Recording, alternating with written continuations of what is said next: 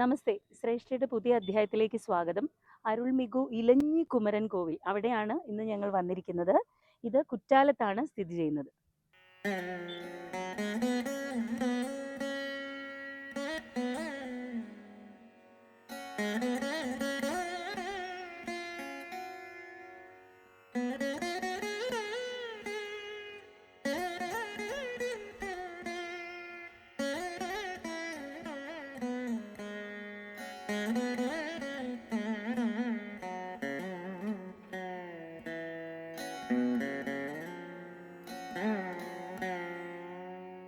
ഈ ക്ഷേത്രത്തിന്റെ പ്രത്യേകത എന്ന് പറയുന്നത് വലിയ ഒരു പാടത്തിന്റെ നടുക്കാണ് ഈ ക്ഷേത്രം.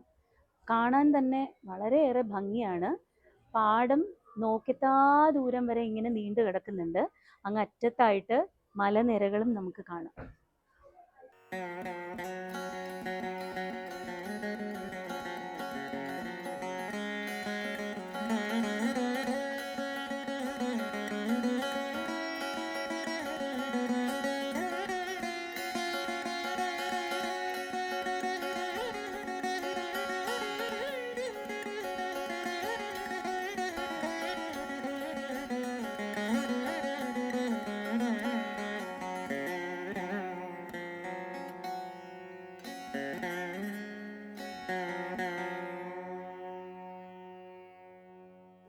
ഈ ക്ഷേത്രം വളരെ പഴക്കമുള്ളതാണെന്ന് പറയുന്നുണ്ട്.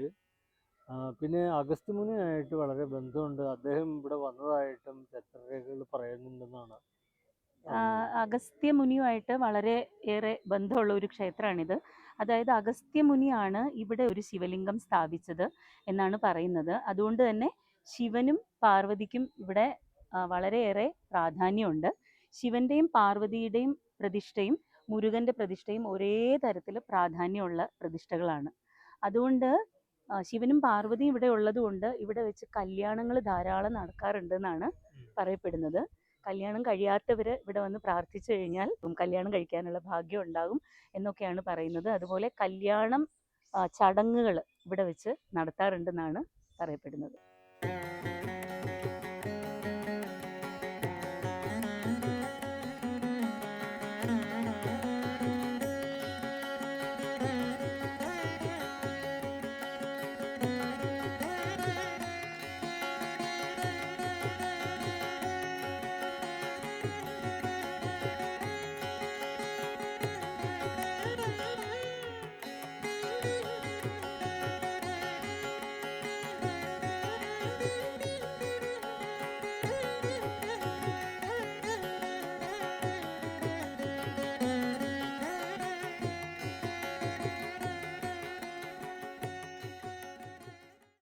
ക്ഷേത്രത്തിലേക്ക് കയറി വരുമ്പോൾ തന്നെ പ്രധാന വിഗ്രഹമായി നമ്മൾ കാണുന്നത് ശിവന്റെ പ്രതിഷ്ഠയാണ്.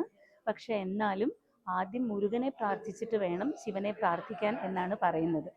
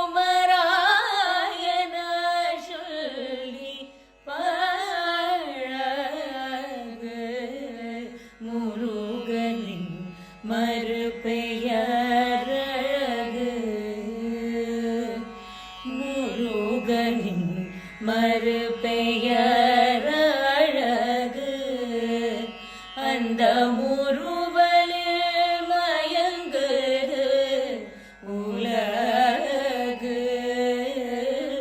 முருகனின்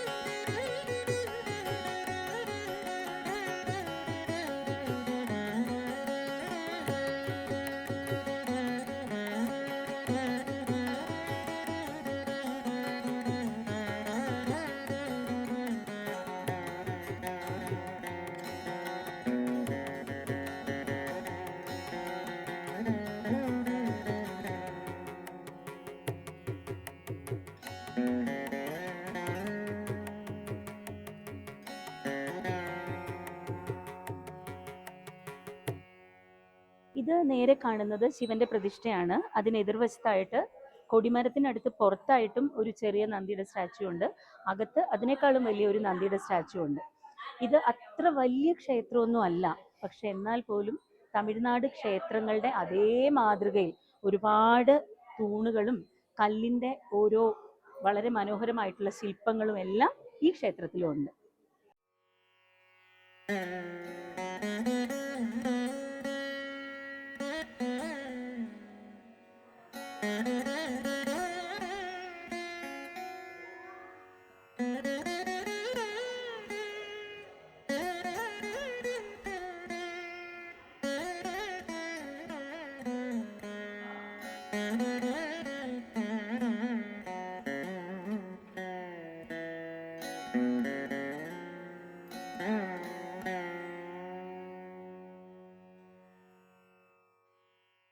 അരുണാഗിരിനാഥർ രചിച്ച തിരുപ്പുകളിൽ കാന്തര അനുഭൂതി എന്ന് തുടങ്ങുന്ന പാട്ടിൽ വരദ കുമര മയിൽവാഹനനെ എന്ന് വരുന്ന ഒരു വരിയുണ്ട്.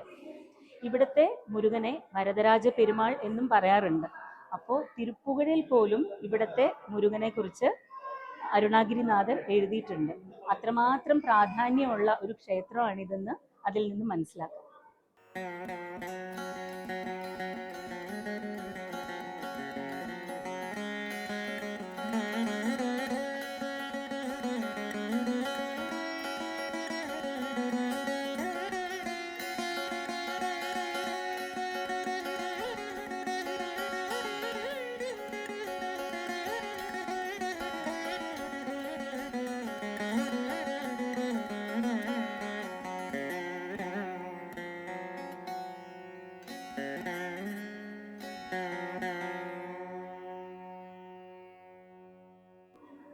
എല്ലാ തമിഴ്നാട് ക്ഷേത്രങ്ങളിലും കാണുന്ന ഒരു കാഴ്ചയാണിത്.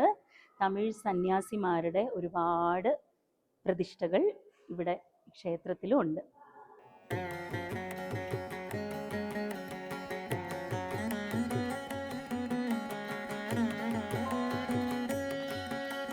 ഈ ക്ഷേത്രത്തിലും വള്ളിയും ദേവയാനിയോടും കൂടെയുള്ള മുരുകനാണ് പ്രതിഷ്ഠയായിട്ടുള്ളത്.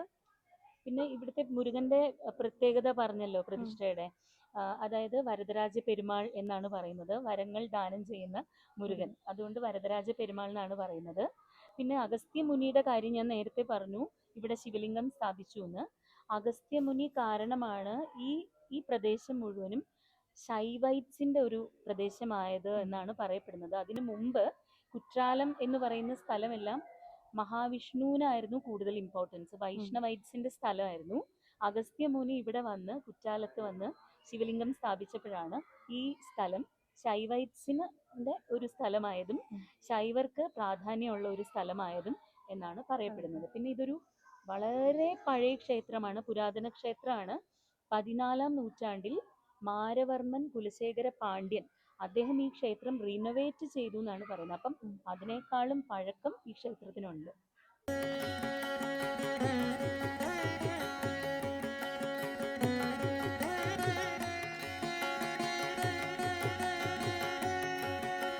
ഈ ക്ഷേത്രത്തിൽ വലിയൊരു ചുറ്റുമതിലുണ്ട്, കരിങ്കല്ല് കൊണ്ടുള്ള ചുറ്റുമതിലാണ്. ഈ കമ്പാരിറ്റീവ്ലി കുറച്ച് ഹൈറ്റ് കൂടുതലാണ് ഈ ചുറ്റുമതിലിന്, നല്ല പൊക്കമുണ്ട്, നല്ല ഭംഗിയുണ്ട്. പക്ഷെ കാണാൻ കരിങ്കല്ല് കൊണ്ടുള്ള ഒരു ചുറ്റുമതിൽ. പിന്നെ ഇതിൻ്റെ പുറത്തുകൂടി എല്ലാവർക്കും അറിയാമായിരിക്കും, തമിഴ്നാട് ക്ഷേത്രങ്ങളിലൊക്കെ കാണുന്ന അതേ ഒരു ലുക്കാണ്. ഈ മതിലിന് പുറത്തായിട്ട് കാവി കളറും വൈറ്റ് കളറും ആയിട്ടുള്ള വരകളാണ് പെയിന്റ് ചെയ്തിരിക്കുന്നത്.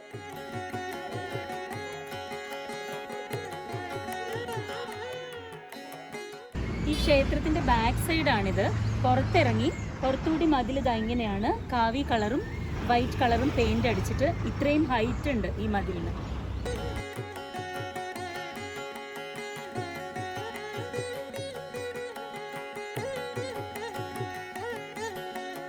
ഇത് കണ്ടോ, ഇവിടെ ഇത്രയും വലിയൊരു മരവും അതിൻ്റെ അടിയിൽ ഒരു ബെഞ്ച് ഇട്ടിരിക്കുന്നുണ്ടോ, എന്ത് രസമാണെന്നറിയോ, നല്ല വൈബുള്ള ഒരു സ്ഥലം.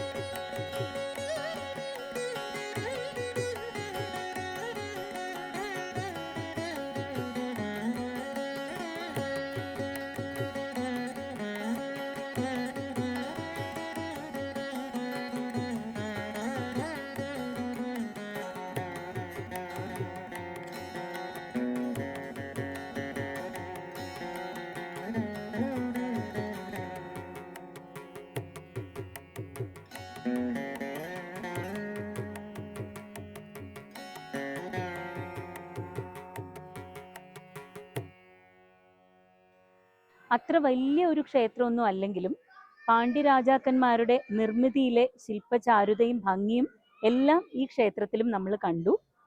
ശ്രേഷ്ഠയുടെ മറ്റൊരു അധ്യായത്തിൽ വേറൊരു ക്ഷേത്രത്തിൽ വെച്ച് ഇനിയും കാണാം. നമസ്തേ.